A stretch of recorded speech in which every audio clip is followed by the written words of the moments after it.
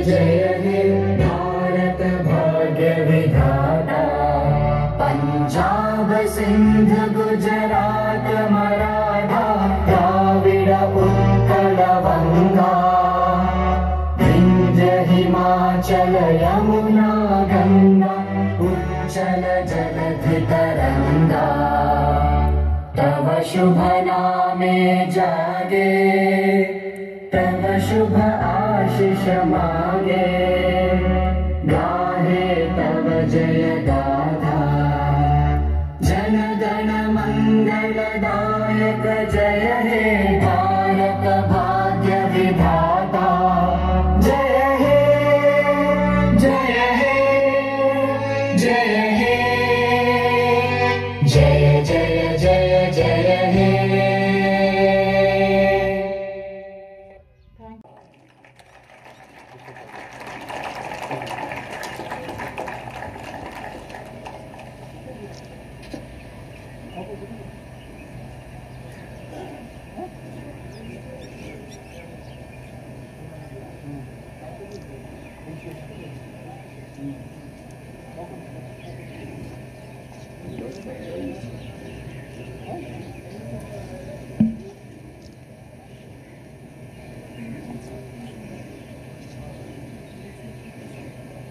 सूर्य नमस्कार, अनुलोम विलोम शरीर की शारीरिक क्षमता को बढ़ाते हैं और शरीर तथा मन दोनों को स्वस्थ रखते हैं।